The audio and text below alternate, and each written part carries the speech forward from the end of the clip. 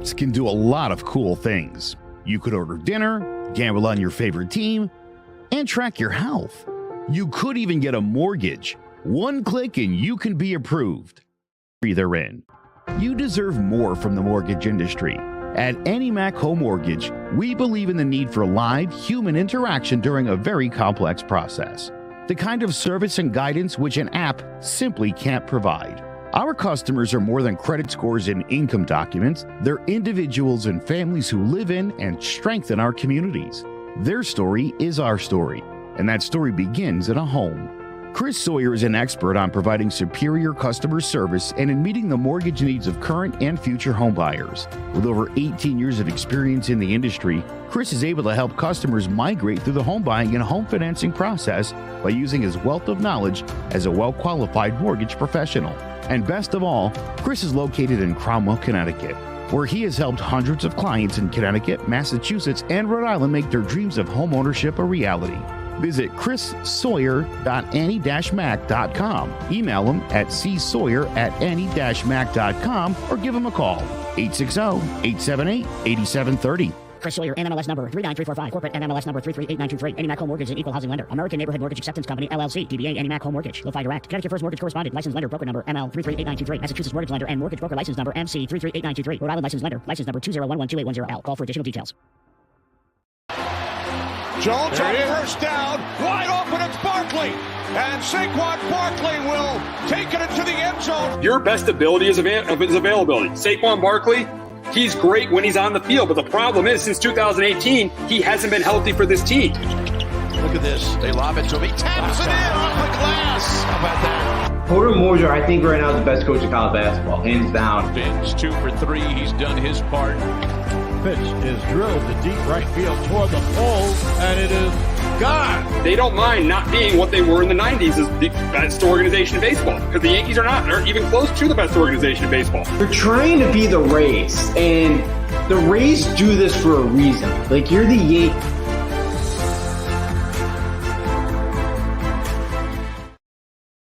Welcome to Sports Talk with R&J. I'm Steve Risser, along here with Justin D'Onofrio, and we are here. The big game is Sunday between the Niners and the Chiefs, a rematch of a game 4 years ago, which the Niners had in the fourth quarter, and the Chiefs came back and ended up winning that game 31-20. So, but, I mean, the Niners, both these teams kind of took different paths to the Super Bowl. The Niners pretty much all year long looked like the best team in the NFC. And even though they had that 3-game losing streak in the middle of the season, pretty much all year long, they look like the best team in the NFC. And there's really no surprise they're here. Now, at the beginning of the season, we probably all thought the Chiefs would get here. But watching them during the year, you were probably thinking, this isn't their year. This isn't their year. They're probably going to go one and done. They're probably going to go one and done. And they flipped they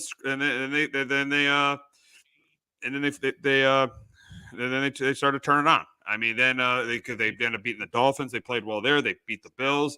They upset the Ravens. They go on the road for the first time. Mahomes went on the road, beat the Bills, and he beat the Ravens. And he beat the Bills and Ravens, and now they're here again in their fourth Super Bowl in 5 years. Second time they played the Niners too, because they beat them in Super Bowl 54. So this should be a really, really good game between these two teams. But before we get into our prediction and everything, we'll first talk about what the teams have to do to win this game. And we'll start with Kansas City. We'll start with what Kansas City needs to do to win this game. And I think the first thing they need to do is contain Christian McCaffrey. They can't let Christian McCaffrey at a big day do what they did against Baltimore. Contain the running game. Contain their running game. They got to contain the Niners' running game. Got to contain Christian McCaffrey. That is a big, big key for them to win the game, because if that happens, they'll force Brock Purdy to be one-dimensional, and then they could also get pressure on Brock Purdy with Chris Jones and with George Karlaftis. So containing the running game is probably the most important thing they have to do. Number two, protect Mahomes. Protect Mahomes. And I know it's going to be difficult because of Joe Thuney not being there, but protecting Mahomes is key, because if they protect Mahomes, he's going to be able to score on that defense. We've seen him have success against the Niners. If they're able to protect Patrick Mahomes, he'll be able to score on that defense. And then number three is contain George Kittle. Contain George Kittle. George Kittle, he's their best player on offense, and if he has a big game, Chiefs could be in trouble. So containing George Kittle is definitely key for Kansas City to get a win. Now, if they do all those things, there's a very, very good chance they win the game. Justin, what are your keys to the Chiefs winning? Yeah, my three. I'll start with number one, my first one, and kind of one that you had as well, is protect Patrick Mahomes. We saw that Super Bowl a couple years ago with the Bucks. They could not protect them at all, and you know, just offensively, they get killed that day. And you mentioned Joe Tooney's probably gonna be out in this one, and Nick Allegretti is gonna step in that spot, and he did play pretty well against the Ravens there a couple weeks ago in the AFC Championship game. So we'll see. But yeah, if they can give Mahomes time, against Nick Bosa and that San Francisco pass rush, they're gonna have they should be able to have success. And number two is get to Purdy without blitzing. Because Purdy's been one of the better QBs versus the blitz this year, and we saw the NFC Championship game as well. He could escape out of the pocket and use his legs to kind of pick up first downs when he has to, and if you could kind of have and the Chiefs can put 7 guys in the coverage, it does help slow down that San Francisco offense a little bit. Because Purdy is good at getting the ball out and good at kind of anticipating where his guy's going to be. So if they can kind of get to him without blitzing, I think that'd be huge for him. The number three is Mahomes. Just plays a great game because I know San Francisco really hasn't played their A game in a couple months, and they're in about a month and a half or so. It's pretty much that Eagles game. They really haven't been great. So and I feel like in this one, like if Mahomes goes out there, plays like a B-C+ game, it throws a couple interceptions, they don't convert in the red zone. Like I think the Niners could kind of come in there and beat them, but because I feel like if Purdy makes a mistake or two, the Niners do have a ton of talent where they can kind of pick them up. Where we haven't, and I know the Chiefs defense has been playing really, really well. But this Niners team's got a lot of offense. So I think too for like Mahomes, converting that offense, converting the red zone, playing turnover free and all that, picking up big first downs with his legs, on third down. So I think those are my three for the Chiefs. Yeah, and I mean, you talk about the Niners not playing that well or a complete game.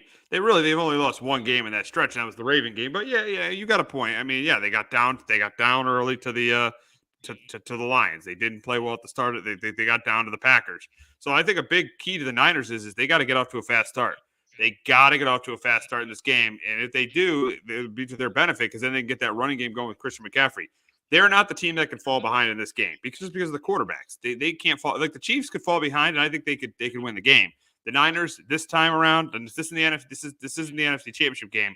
I don't think they could fall behind. I don't think they're the team that could fall behind in this game and expect to win. The Niners got to get off to a quick start. Yeah, they absolutely do. I'll kind of go because that's actually one of my points, so I'll kind of save it. But I totally agree with you that it's key to getting it out to a fast start for the 49ers Sunday night. Yeah. Oh, absolutely, absolutely. They definitely do. And now getting to the Niners in this game, what they have to do to win this game.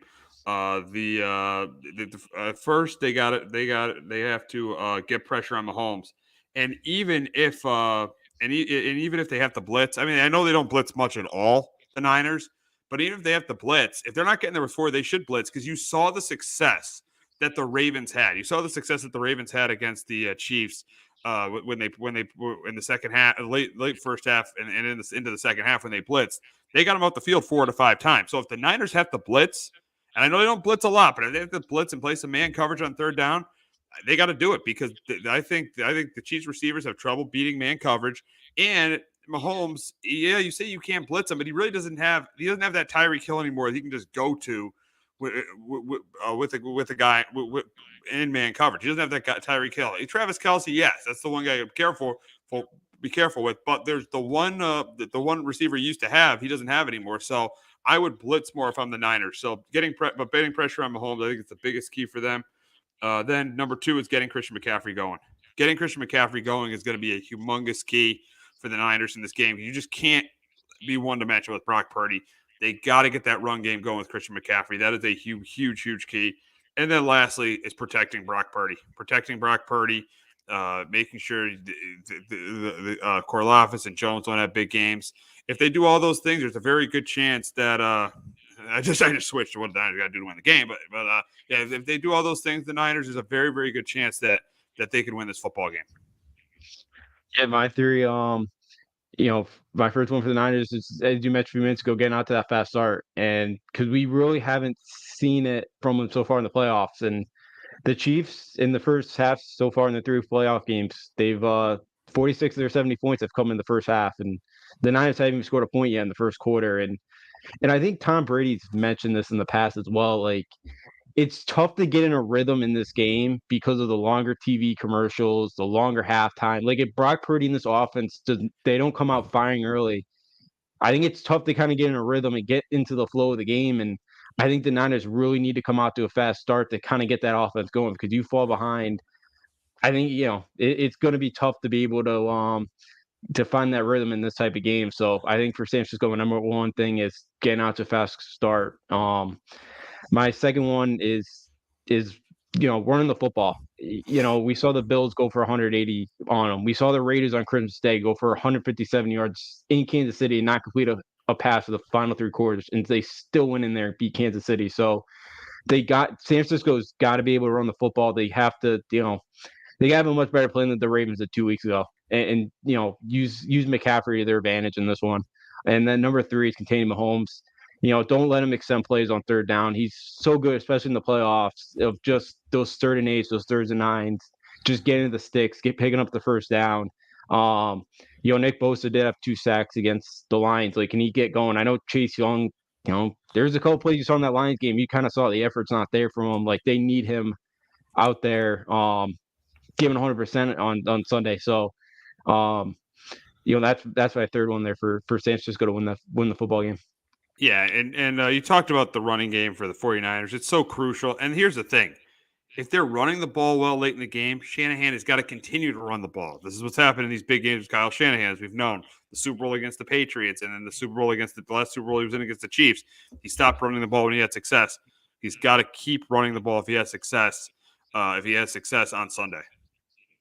Yeah, absolutely. Yeah, you mentioned it. The loss in the OC with the Falcons, just up 28-3, couldn't hold on. We've seen him, like, times he doesn't know what to do. At times he's too conservative, and then other times he's way too aggressive. Like, he just, he's got to kind of change some things up this week, and you kind of hope. And like, Jake Moody hasn't been great as a kicker. Like, what are some of his decisions going to be on 4th and 3s from the Chiefs 30? So yeah, like, Shanahan hasn't been great at times as in game management. So, and again, you're going up against one of the best in Andy Reid, so he better have his A game. Oh, he definitely has to. He definitely has to have his A game. I mean, this is a huge chance for this 49er team. They've been knocking on the door for a while. They 2019 they lost the Super Bowl. 2020 they had all the injuries. 2021 NFC Championship game. 2022 NFC Championship game. Eventually they're going to have to pay Brock Purdy. So I think this is very, very important for the Niners to cash in on this opportunity, because they have the better roster in this game. The Niners have the better roster. The Chiefs just have the better quarterback. But just like in 2019, the Niners got the better overall team. Yeah, absolutely, it does. And you talk about the Niners have the better roster. It has kind of this feel of like Michigan, Alabama a couple weeks in the Rose Bowl. Like, everybody was on Alabama. Nobody really nobody really thought that Michigan could win that game. It kind of feels the same way here. Like, everybody's taking Kansas City. I don't know if I'm totally, like, nobody's giving San Francisco a shot, but it just seems like the whole world is kind of like, oh, Kansas City is going to win this game. It kind of has that feel.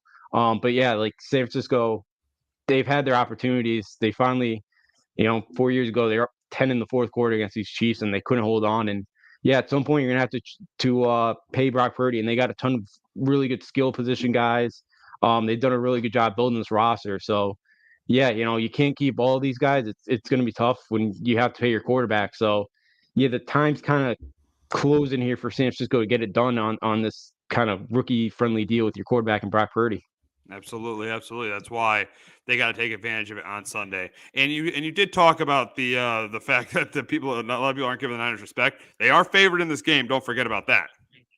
Yeah, they are, and that was the same thing with Michigan was 2-point favorite as well, and everybody was taking Alabama to win that game. So yeah, I know. So it's kind of got the same type of feel. Like, San Francisco, yeah, they got the better roster, but and their favorite. But yeah, everybody's kind of you got Mahomes versus Purdy, and he kind of was like the Saban versus Harbaugh. Like, Harbaugh can't win these big spots, and Saban just no matter what wins these. So yeah, it's kind of got that same type of feel in this game.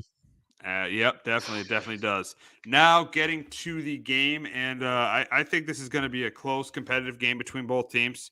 Obviously, it's going to be close and competitive. But I think the difference in this game is I do think the Niners are going to be stubborn.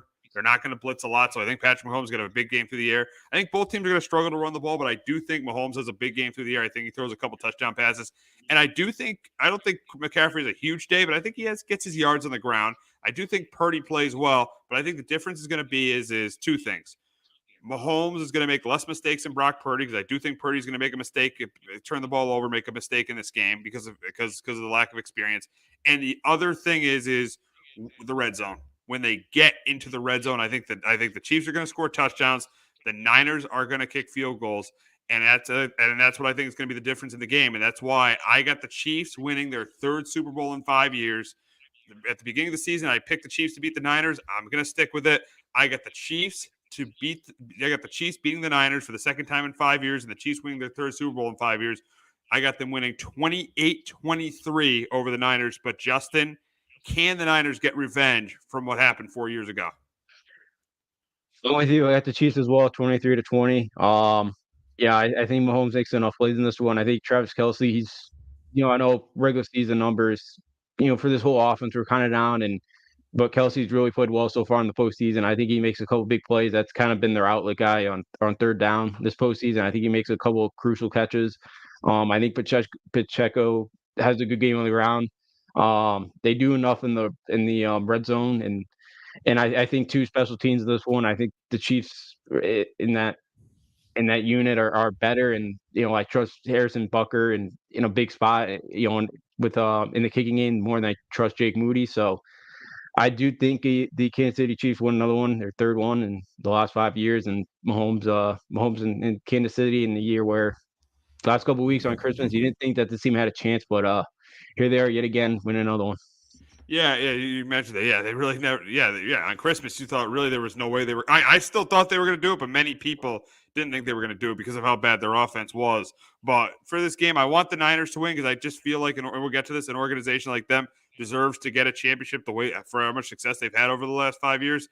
But I just can't pick against Patrick Mahomes. It's like Tom Brady in his prime. You can't pick against Tom Brady. You really can't pick against Patrick Mahomes.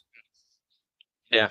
You can't. They just find a way to get it done every year, and yeah, it's tough to pick against them, and yeah, it kind of felt like I know I picked against them, in the AFC Championship game. Thought Baltimore was going to finally break through this year. They didn't. So yeah, it's tough to pick against that franchise. And Mahomes usually finds a way in the postseason, no matter what. And yeah, I think he'll find a way to do it again. I think so too. And yeah, you bet against them all postseason. You picked against them against the Bills. You picked against them against the Ravens. But you got to go with them now because it's just Patrick Mahomes. It's Patrick Mahomes in the big game. He's so hard to go against. Yeah, he is. He definitely is. He shows up, and that offense. They've changed their ways. Too, since kind of that Christmas game. In their offensive philosophy, just trying to nickel and dime everything, kind of more chewing the clock, and not trying to hit those big explosive plays. So yeah, they kind of changed their identity, and it's worked, and I expect them to do the same thing Sunday. Yeah, I think so too. I think so too. I think the Chiefs win their third Super Bowl in 5 years. But now staying on the Chiefs, and if they win their third Super Bowl in 5 years, where does this put Patrick Mahomes with the top QBs to play this game? Yeah, for me, I put him in the top. I think he's got to be in the top 5. That'd be number 3 for him already. He's still 28, 29 years old. So, he's been phenomenal. And I think like skill set wise, like the things he can do, like the passes on the run, the sidearm stuff, what he can do with his legs. I don't, he's doing Lamar Jackson, but he could still pick up the first downs with his legs. Like in that retrospect, like I think him and like Rodgers, like the two best that can do that type of stuff. So look, and he's been a winner, that's all he's kind of done in this league. And I know we'll get to Andy Reid, but this franchise, when Reid took it over, they're 2-14, and he did a good job with Alex Smith, but Mahomes has definitely taken that next step since he became the quarterback here. So I think he'd be in the top 5 all time.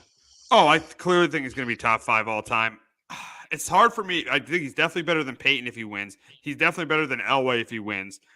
I would say it'd be close between him and Montana, but if he wins an MVP, I'm probably taking him over Montana. Yeah, I could see that. Yeah. And I know it's like such a different game too now, with the way these offenses are, with how much the offenses that philosophies have changed over the years. But yeah, I could kind of see that case putting him even above Montana. The crazy thing is he still hasn't even hit 30 years old. So yeah, he's just, he's a phenomenal player to watch, and he's been exciting, and like he really hasn't done it this year. I know Kelsey's one of the best tight ends out there, but he hasn't done it like with, like he has not had Tyreek Hill this year. Like he's kind of done it with a very mediocre wide receiver core as well. That's the most amazing thing about him is they traded for Tyreek Hill 2 years ago, and the last 2 years they made the Super Bowl. That's the most amazing thing about Patrick Mahomes is they've gotten rid of his best player, and he's made it to the Super Bowl. That shows you his greatness, and it shows you why right now he's clearly there's nobody who's close to him in the league or actively. There's no one close to him, and it shows you why he is one of the greatest quarterbacks of all time, because they lost one of their best offensive players, and he got to 2 Super Bowls after that. They've never not made the Super Bowl since they've traded Tyreek Hill.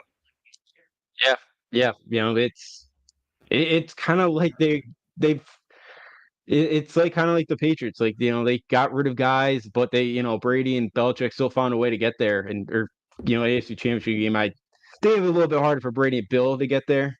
It's than right now with all these quarterbacks that have been banged up. But yeah, it's still remarkable what they've done this year. And yeah, trading their best weapon and still find a way to get there this year, and a year nobody really thought they would. So yeah, it's been impressive. And yeah, because Tyreek Hill is one of the best wide receivers in the sport. He clearly is. He clearly is. But since he's left the Chiefs got 2 straight Super Bowls because of the greatness of Patrick Mahomes and Andy Reid, and that's why we're going to get to Andy Reid. And the big question with Andy Reid is, where does Andy Reid rank with the top coaches in the game with a win, or top coaches of all time with a win? I'd still say I don't think he moves up that much, because if you look at because I think still Belichick's ahead of him, Lombardi's ahead of him, Walsh is ahead of him, Knowles ahead of him, Shula's still probably ahead of him because he has the all-time wins record in that undefeated season. But I think definitely clearly in the top 10. I think Parcells might be a little bit ahead of him still because of the way Parcells built programs. And then one knock on Reid is going to be is, just like on Belichick, is when he retires, you never won without Patrick Mahomes. So I think he's clearly top 10. I don't know about arguably top 5, but I'd still say top 10. Even if he wins or loses, I think he doesn't really move up that much. I still think he's a top. I think he pretty much just stays a top 10 coach. I don't know if he moves up to the top 5, because I still think the other coaches that I mentioned are still more accomplished than him. Yeah, I put him still in the top 5 as well. Yeah, because I know Philly for the longest time there, he just couldn't get over the hump. Like he had some really good teams there. They made a couple Super Bowls, but just never be able to get over the hump. And and he's kind of been the GM too for the most part in Kansas City. And I think in Philly as well. And he's done a really good job of building teams and kind of putting it together. Like I mentioned this, he got there and they're 2-14, and he did a really good job of kind of turning a franchise around that hadn't been relevant in a while, and they've been on quite a run here. So I definitely put him in the top 5 or top 10. And yeah, that's you mentioned it too. The talk of he didn't win without Patrick Mahomes when it's all said and done. But I do think he's one of the best play callers offensively. And just he always gets the most out of the team as well. So I'd put him in the top 10. Yeah, the question was always is could he win the big game, and he definitely answered that question since he got Patrick Mahomes, because he's won it twice. So yeah, he'll definitely be he's definitely, even win or lose, he's still a top 10 coach. Maybe you could argue that he's a top 5 coach of all time if he wins this game. But now moving on to the Niners, talking about top 5, and for Kyle Shanahan, the big question for him is Kyle Shanahan a top 5 coach in the league with a win? I think you might even argue he's a top 5 coach now. Now he's not better than Reid, Tomlin, McVay, and Harbaugh, because they've all won Super Bowls. But if he wins, seeing that Carroll and Belichick aren't coaching next year, I think he's definitely a top 5 coach if he wins this game. Yeah, I think because no Brady or no Belichick now, no Carroll. And yeah, there's not too many coaches left that have a ring. So, and he's better than McCarthy. I know McCarthy has one, but Oh God. McCarthy's top 15 Yeah. barely. Or, Barely. you Yes. know, Exactly. yeah. At this point in his career, So yes. yeah. So yeah, there's not too many other guys that have one. So yeah, I'd say he's one of the top 5. And he's in there. Like he does a really good job offensively. Teams are always one of the best offense teams in the league. Yeah, the game management stuff is not great, and you kind of hope that he hires somebody to kind of help him out with that, or hopefully he kind of learns how to become better. As his career goes on. I know he's still a younger guy, so you hope he gets better. But yeah, I think he's done a really good job with this franchise. Think he's done a really good job with Brock Purdy. I know, in this offense got a ton of talent, and they're really tough to stop. So I definitely put him in the top 5. The only guy you would argue is Sean Payton, but with the year I know Sean Payton, that was his first year, but the year he had in Denver, I probably put him ahead of Sean Payton with the win. Sean Payton might be still ahead of him right now, but if with the win, I put him ahead of Sean Payton. I put him as a top 5 head coach. Yeah, I wouldn't argue that. Yeah, I wouldn't argue against that because, yeah, I think the one thing with Payton that Broncos, they did get better throughout the year. I know it kind of finished rough, but the way it started, you thought that thing was going to be a complete disaster, and they did kind of fear a way out of it. But yeah, I couldn't really argue that if Shanahan wins one here and kind of gets a Super Bowl ring this week. Yep, absolutely, absolutely. And our last question is going to be does the Niners winning make John Lynch the best GM in the league? And I'd say yes. I'd say yes because look at the roster he has. He's pretty much built the one of the top rosters in football, and a lot of it's been done with some late round picks like George Kittle and Fred Warner. But then because really there's really not a weakness. The really weakness on this team is their offensive line outside of Trent Williams, but that's not even that bad. They're average at least every position on the field. They clearly have the best roster in football. So I know John Lynch made that terrible trade for Trey Lance, but the thing you respect about him too is he got the mistake out of the room and he admitted he was wrong. And because he could have went into the season and said, "Oh yeah, nope, we're gonna play the guy I picked number 3 overall and not be the team that they are." But no, they knew things were working with Brock Purdy. They stuck with Brock Purdy. He admitted his mistake, trading up for Trey Lance. So I think yes, if they win this game, he is the best GM in the league. I'm with you. I think you already brought up a great point of, yeah, it's like not being stubborn because, yeah, there's a lot of other GMs that would stick to their guns and would keep their franchise cool. The guy they drafted there, as long as trying to figure out how to get them to be the franchise guy. And yeah, he kind of pulled the trigger and just got it over with. So yeah, there not a lot of GMs do that. So I would put him up there. The only other pick I'd kind of fault him on is drafting Jake Moody in the 3rd round. That's the only other one I would kind of get on him a little bit. But other than that, yeah, like they've done a really good job building this roster. They built it, the defensive line, kind of starting with up front, and finding Brock Purdy there, the last pick of the draft, and then what they able to do with Brandon Ayuk, Deebo Samuel, bringing in McCaffrey, and then so.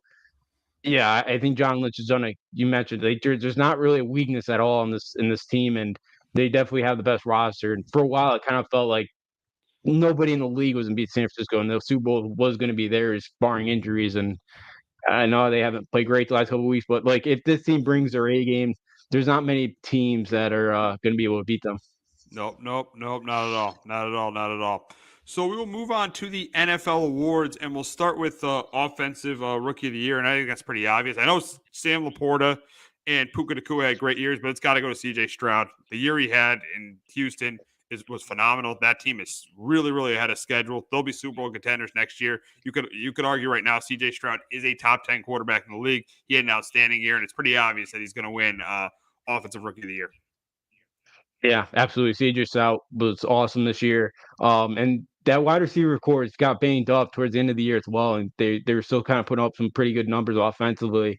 So yeah, Stroud, and you kind of see what a quarterback can do for a franchise, bringing him in as a rookie, and CJ Stroud really turned the narrative on the Texans very, very quickly.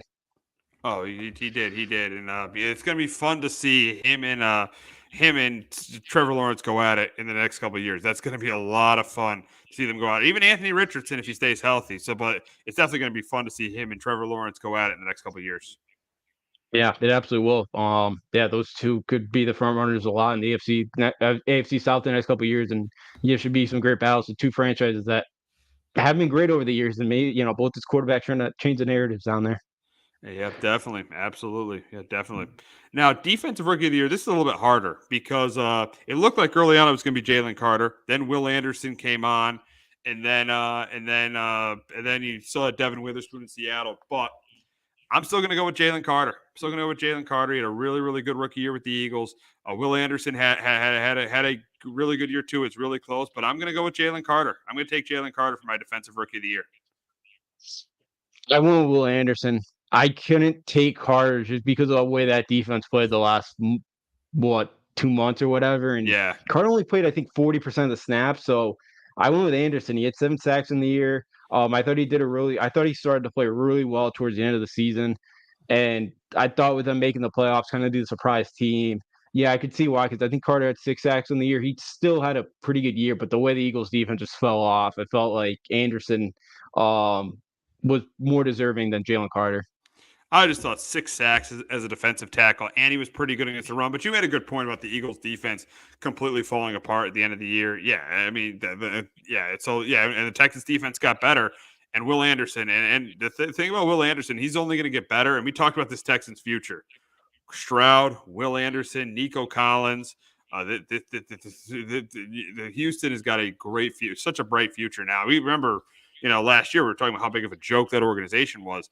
They changed the narrative in 1 year.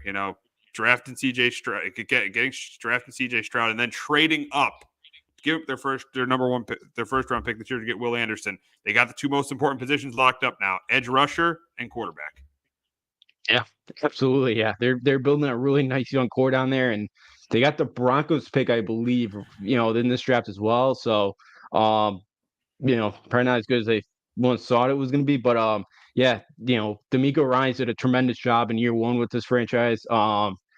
And yeah, they really changed the corner. They've really changed that because going to the last April in that draft, it kind of felt like this franchise was a total disaster and a mess. They missed out on the first overall pick, and yeah, Will Anderson and CJ Stroud have definitely really changed. It's been a total 180 in the last year for the Texans, and it's nobody really thought, and especially the way after all the Deshaun Watson's and era ended down there. So yeah, it's those two could definitely kind of maybe bring Houston their first trip to Super Bowl, maybe even win one for them down there. Oh yeah. I definitely could see that happening. Now we are going to go to defensive player of the year, and it was close for me between T.J. Watt and Myles Garrett, but I'm going to take Myles Garrett. 14 sacks, really really good against the run, and he was on a top defense. Pittsburgh's defense was good, but it wasn't as good as Cleveland's. A lot of people are saying Micah Parsons, but I just don't think Micah Parsons is as good as Myles Garrett and TJ Watt, and you saw that Cowboys defense when it mattered most. It was pretty bad against Green Bay. So I'm gonna go Myles Garrett here. I'm gonna go Myles Garrett for defensive player of the year.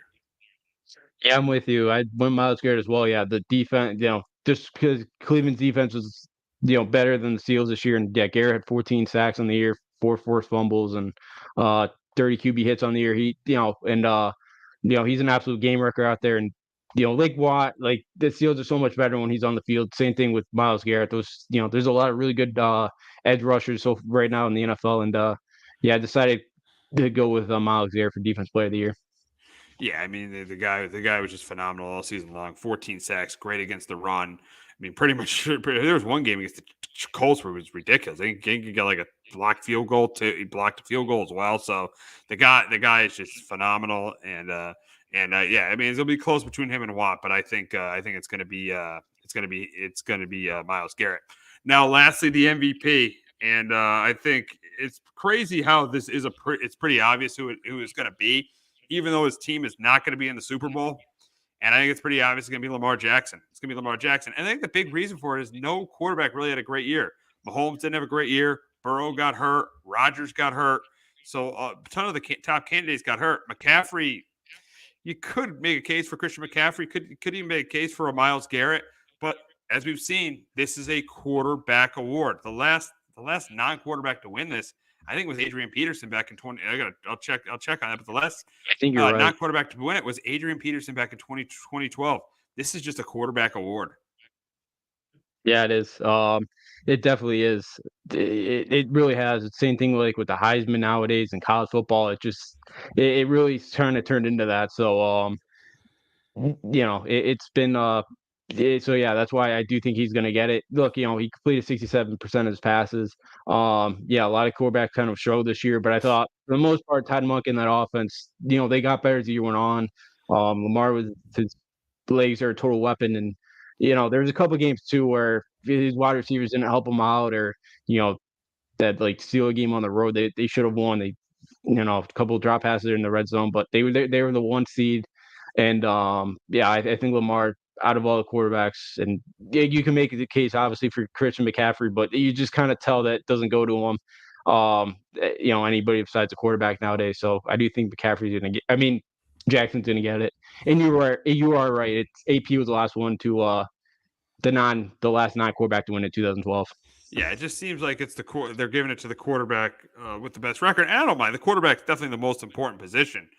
But the funny thing about Lamar Jackson is he's going to win. He's probably going to win 2 MVPs before he even plays in a Super Bowl. That's crazy to me. Yeah, it is. Has that happened? It probably was. I think with Peyton Manning. Peyton Manning. Oh, Peyton. Yeah. Okay. 3-0-4. Peyton won the MVP, and before he played in the Super Bowl. So yeah, I mean, Lamar Jackson is a great quarterback. But the funny thing is, he has as many MVPs as Patrick Mahomes, and he's not on Patrick Mahomes' level. No, he hasn't, and hopefully Zay Flowers kind of turn in that number one that he's been looking for. Never, probably, who knows, he probably can't, but yeah, hopefully, for Lamar, this kind of felt like the year they were finally gonna get there, but yeah, falls short. But yeah, he's still a talented quarterback, but yeah, he's not yet on the Mahomes level, and I don't know, maybe next year, but this kind of felt like the year for him. They let it slip through the fingers. Yep. It definitely did. So we'll see what happens with Lamar next season. But the Sixers' big man is going to be out for a while. But before we talk about that, we are going to hear from our friends at JPEG Financial and Shamrock Home Inspections. Do you have a 401k and some savings for future retirement, but don't even know if it's enough to live off of? How much is enough? How often are you thinking about it? The team at JPEX Financial Group can help set your mind at ease. We specialize in creating strategies in the planning and managing of your financial, educational, and investment needs. We help clients pursue their investment goals with sound financial strategies. You deserve a personal, tailored plan. Lasting, meaningful, and open relationships are the foundation of our practice. You've worked hard for your money and should feel confident in your investment choices as you make decisions for your financial future. Your goals are our goals. We are dedicated to your needs and hopes for your future. Visit our website and give us a call at 860-430-5397. Securities offered through Raymond James Financial Services, Inc., member FINRA, SIPC. Investment advisory services offered through Raymond James Financial Services Advisors, Inc. JPEX Financial Group, LLC is not a registered broker-dealer and is independent of Raymond James Financial Services. JPEX Financial Group is located at 78 Eastern Boulevard, Glastonbury, Connecticut. There's no bigger investment than home ownership. And to make sure the house is up to your standards, you need a professional to look it over. Brian Flanagan from Shamrock Home Inspections is a licensed home inspector and a member of the Connecticut Association of Home Inspectors. Brian was a contractor for over 15 years, so he knows how homes should be constructed and how mechanicals should work. What makes me a good home inspector was the 20 years that I was a home improvement person, doing all the different repairs that I have done and what other people have done wrong that I had to go out and fix. So I have a pretty quick eye on seeing what's right and what's wrong. Before you move, call Shamrock Home Inspections. Before you make the biggest investment of your life, call Brian Flanagan from Shamrock Home Inspections at 860-268-2566 or visit shamrockhomeinspectionct.com.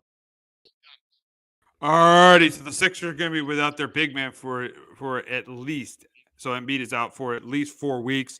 The big question here for the Sixers is I mean, yes, he's out with the meniscus, and the big question is for the Sixers is are they going to be able to make the play-in tournament? That's the big question. Because you look at where they are right now in the standings. They're in 5th in the East, but Indiana is 2.5 games behind. I think they're going to have trouble keeping up with Milwaukee, New York, and Cleveland. But you got Indiana 2.5 games behind, and you got the Heat 4 games behind. I do actually think they avoid the play-in tournament. I think they avoid it. I think they finish in 6th. I think they tread water with Tyrese Maxey. I think they finish in 6th. We'll see what ends up happening with Embiid in the next 4 weeks if he plays in the postseason. But I do think they finish in 6th because I like Nick Nurse as a coach. And I think Tyrese Maxey is capable to win games for that team. Yeah, I'm with you. I think they'll probably finish as a 6th spot in the East because the Heat, it is a Heat. They're 4 back of them and the Magic are 4 back of the Sixers at the moment.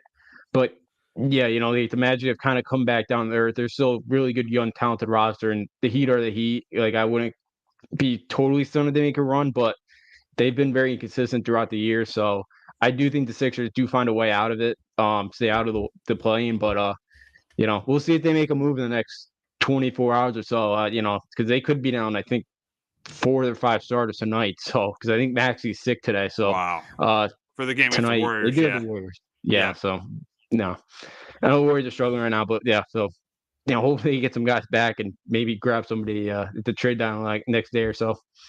Yeah, that's going to be the interesting part for them. For me, I don't know if they're going to do anything at the trade deadline. I think they're going to kind of stand pat right now.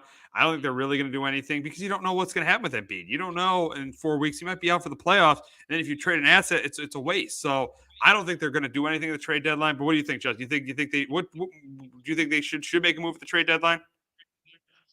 I think they should because, and I get your point with Embiid. He may not come back. He's been a guy that's every year in the playoffs. It feels like he goes down with an injury at some point. Like he's been somebody that hasn't totally been able to stay on the floor. But Embiid's gonna be a free agent after next season, or next season, I believe. I think it's next season. Yeah. So you gotta kind of decide with him. You want to kind of keep him around and get going around. Keep him around, and you have Maxey, who's still a couple years away from you having to pay him. So if you get another asset, you can bring somebody in and kind of help fill the void and kind of help keep Embiid here because the East is wide open right now too. Like I know the Celtics are 38-12, but they take 45 threes a game. Like, can that be sustainable for 7-game series? The Bucks, I don't trust Doc Rivers. The Cavs are legit. I really like your Knicks. I just hope you guys get healthy because I know you guys lost 3 guys last night, 2 in your games. Yeah, Nobi's out and Randall's out. Yeah. Yeah, and I know Brunson went down. Brunson's banged up too. They might all not play against Dallas tomorrow. Yeah, so if your Knicks get healthy, like I like the Knicks too, but this thing I think could be really wide open in the East. So if you can bring somebody in, I'd do it because I don't, I think somebody outside of I think top 5, 6. Like I think the Pacers could be a threat with their offense. I know absolutely with Halliburton, absolutely, yeah. So yeah, I think the East is wide open. I really do. So I'm the Sixers. I try to make a run if you get a trade if you can. Yeah, I mean, I don't know if the East is wide. I still think the Celtics. I mean, I'm admitting it now. I think the Celtics are clearly the best team in the Eastern Conference. But yeah, outside of that, there's a good chance you can get to the conference finals. But I just don't think a move if say Embiid's out for the year and you have to trade an asset, that wouldn't be good. That would not be a good move. So I would just stand pat right now if I'm the Sixers. Yeah, and I could see it. Yeah, you're kind of waiting to see what happens and if you can get him back or not. But yeah, I wouldn't be totally shocked the Sixers end up doing that as well. So yeah, we'll see. Yeah, we'll see what they do here. Yeah, the next day. Oh yeah. I mean, yeah, we'll see. And I mean, it's just the funny thing is this franchise just can't get a break. They just can't get a break. I mean, they've been to the conference finals, I think, in conference semifinals, 2018, 2019. Because they lost the Celtics 2018, 2019 they lost that buzzer beater to the Raptors. 2020 they lost in the first round. 2021 we remember the game where Ben Simmons didn't shoot the ball. Then in 2022 they I'm trying to remember what they did in who they lost to in 20. No, they lost the Heat in 2022, and then the Celtics again in 2023. So really, in the last 6 years, they've been at the conference finals 5 times, and they still can't get over the hump. And you thought this might be the year with Tyrese Maxey the way he was playing, with Joel Embiid, the way they were playing, we thought this might be the year, and it could have very easily been the year if Embiid was healthy because of the way, as you mentioned, the way the Bucks are playing. The Cavaliers, I don't trust. The Knicks, you don't trust them late in the playoffs either. So this could have very easily been the year, but now it looks like it's not going to be the year. Yeah, part of me says it's karma for literally trying to tank like they did a decade ago, and the way they went, trust the process, and it's karma for the way they went about that. But it's been a team that hasn't, and the city that very passionate, been waiting for this team to finally get over the hump. And they started out like 18-3, 19, like they got out to such like a good start as well, and they looked really, they looked like they were prime, and that they're gonna be right there at the Celtics and Bucks. And it just hasn't gone well the last couple weeks here for them, and they've struggled defensively since Embiid went out. So they've had a hard time getting it done here, and in the playoffs. And I know Embiid a couple weeks ago he wanted to go on the Nuggets run that Jokic went on last year, and that kind of looks like that's out of the question for at least right now. And also, what's out of the question for Embiid is the second straight MVP, which he was on his way to winning his second straight MVP. That's out of the question too. Yeah, it is, and with the new 65 games thing, it kind of felt like it was gonna be tough for him to win it because he is somebody that will miss some games. But he was having an unbelievable year. He's shooting over 35% from three. He's such a dominant force, and he's really gotten better each year. He's that shot's gotten better. So he's a fun player because he can really dominate a game. And he was clearly on his way to get another MVP this season. Yeah, I mean, obviously he needs to get done in the postseason, but he's clearly, to me, he's a top 10 player in the game. I know a lot of people think he's top 5. I don't like his postseason record, but to me, he's clearly a top 10 player in the game, and a player that if Sixers don't have, there's no way they're even winning a playoff series. Yeah, absolutely. Even though they have Maxey, I know you still got Tobias Harris, but I know he's getting up there. Like, there's, it's not a great roster. So, kind of outside of those guys. So, if he's one. I put him as well in the top 10. He's one of the best. He's one of the best centers in the sport. But without him, it's been a totally different team, and you kind of seen it the way they played the last couple of nights here against Brooklyn and the Magic. They've really struggled without him. So, I know they're missing a couple other guys as well in the starting lineup, but he definitely it's definitely a huge loss for that franchise. Yeah, absolutely. So Thursday is the NBA trade deadline. Now, obviously, it doesn't have the buzz it's had the last couple of years. As 2 years ago, we had James Harden getting traded to the Sixers, and then last year we had Kyrie getting traded like 3 or 4 days before the trade deadline, and then Durant gets traded at the trade deadline. So it's not the excitement of this year. Pretty much the big names for me are DeJounte Murray and D'Angelo Russell. And I don't see either getting moved. I don't see Russell getting moved because I still think the Lakers have a chance. And you could argue he's still their third best player on their team. Now, shows you how big of it, how much LeBron and AD are clearly their two best players. If you're going to call D'Angelo Russell their third best player, and then for the Hawks, they're still in the play-in tournament. I don't know if they're going to get what they want for DeJounte Murray. That's the big story of this trade deadline: is will the Hawks get what they want for DeJounte Murray? Do the Hawks move DeJounte Murray? Yeah, it's gonna be tough. Because Hawks, they're 6 games under. Like, the young Murray, they kind of just don't seem to work together. I know that Jazz have made an offer, and the Hawks want two first round picks. Utah has that. So we'll see. Maybe Utah makes a move, but I don't think the Lakers have the assets because I don't think they want to move LeBron or AD, and but like I could maybe see the Jazz, but it sounds like it's just them and the Lakers that are going at it. And I think the Jazz with him, Colin Sexton, and Keontae George could make a pretty nice backcourt. And then you got a marketing as well, at the 4 spot. So Jazz could have a really nice young core there if they can bring them in. But it's definitely gonna be a much lower deadline here. But Siakam's kind of the big one that's went a couple weeks ago, and OG Anunoby to your Knicks probably a month ago now, but by now. But I wouldn't be surprised if Murray does not get moved. But I see if he does, I think it's Utah. Yeah, it would be nice to see you talking a player like that. Yeah, they definitely need another score with Marketing, with Colin Sexton, with Jordan Clarkson. They need another guy in that lineup. That would be a really good pickup for Utah. A Utah team that is that's in the 10th spot in the Western Conference, and that plays really really well at home. That team plays great at home, so that would be I wouldn't mind DeJounte Murray going there. But yeah, the Raptors pretty much made the big trades before the trade deadline. The Knicks getting OG Anunoby, which has really, really helped that team. I mean, that's really changed that team. The team has like two or three losses since Anunoby's gotten there, so that's really, really helped that team. And then with Siakam going to the Pacers, and I think that's going to help the Pacers too. I think those two trades are really going to help the Knicks and the Pacers going forward. Yeah, absolutely. It will. The Pacers with Siakam at the 4th spot, another good shooter. I know it's a team that doesn't play a ton of defense, but the scores that they have, it's pretty tough to. It's going to be tough to stop that team night in and night out.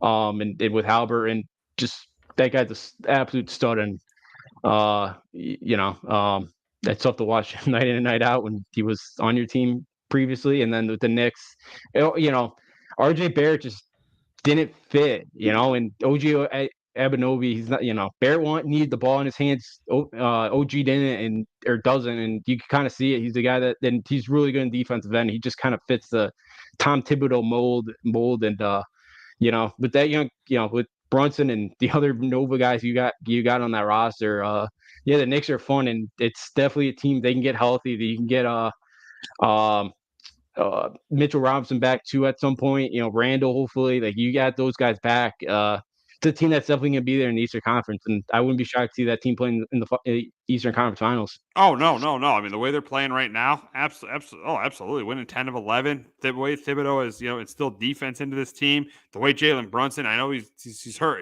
right now, but the way he's played has been better than any Knicks fan has expected. So it's a really, really exciting time to be a Knicks fan. Yeah, you should be. I know a couple years ago they got out to that fast start, and it kind of you guys finished what it was 2 years ago, like the 5 seed, I believe. It was a four seed, and then we were the 5 seed last year. Okay, so because you guys, a couple years got really fun start. I know it kind of didn't go great against the Hawks 2 years ago in that first round game, but other than like the way it's building, Brunson's a total star. He should be starting the All-Star game. He's an unbelievable pickup, and Tom Thibodeau is one of the best coaches in the sport. So yeah, you should. And there's a lot of first time in a long time. It really feels like the Knicks have a real legit shot at this thing, that they can really get out of the Eastern Conference. So finally for this franchise, I know the Knicks fans have been waiting for this thing for a long time, and it feels like their chances as good as it's been in 20 years. Oh, absolutely. Oh, without a doubt. I mean, this is the most sustained success the Knicks have had since the late 90s and early 2000s. And guess who was there with Jeff Van Gundy on that staff in those days? Tom Thibodeau. So, yeah, this is definitely the best chance they've had. Yeah, they had the Carmelo years, but you knew in the Carmelo years that team was not anywhere near as good as the Heat. I mean, obviously, 3 years ago they played the Hawks in the first round, but you knew that team wasn't great. Had Alfred Payton as their starting point guard. Last year, they got close. Last year, they lost to the team that made it to the NBA. They lost the team that made it to the NBA Finals, and in 6 games with the Miami Heat. And this year, I think, this is legit. This is a legitimate shot, and it'll be fun here in the Garden in the playoffs again this postseason. Yeah, absolutely. We'll see if the Rangers could kind of figure out their slump, and hopefully the Garden, those two definitely be rocking this spring. And yeah, Brunson he's been great for you guys, and he's so fun to watch, and he's the guy that's going to leave on the floor night in and night out. And yeah, the one thing about Brunson makes guys around him better. Carmelo never did, and no knock on Carmelo.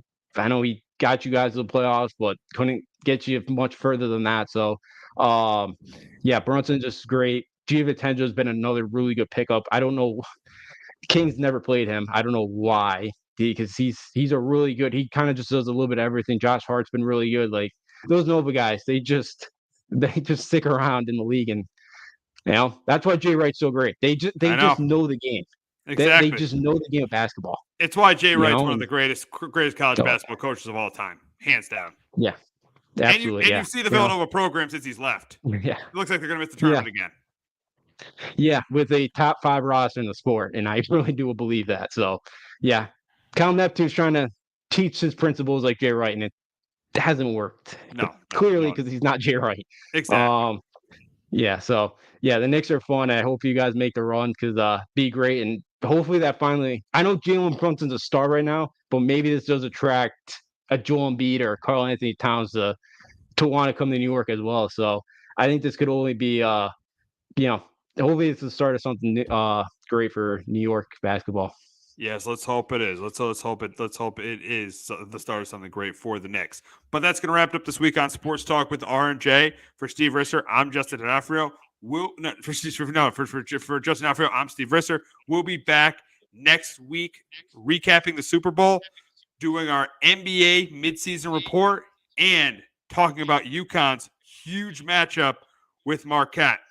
So have a great weekend, everyone, and enjoy the Super Bowl. Hello, my name is Joe Aguirre. I'm the president of Clovercrest Media Group. And here at CMG, we have Jones on first down, wide open, it's Barkley. And Saquon Barkley will take it into the end zone. Your best ability is availability. Saquon Barkley, he's great when he's on the field, but the problem is since 2018, he hasn't been healthy for this team. Look at this. They lob it to him. He taps it in off the glass. How about that? Porter Moser, I think right now is the best coach of college basketball, hands down. It's 2 for 3. He's done his part. Pitch is drilled to deep right field toward the pole, and it is gone. They don't mind not being what they were in the 90s as the best organization in baseball, because the Yankees are not. They're even close to the best organization in baseball. You're trying to be the Rays, and the Rays do this for a reason. Like, you're the Yankees.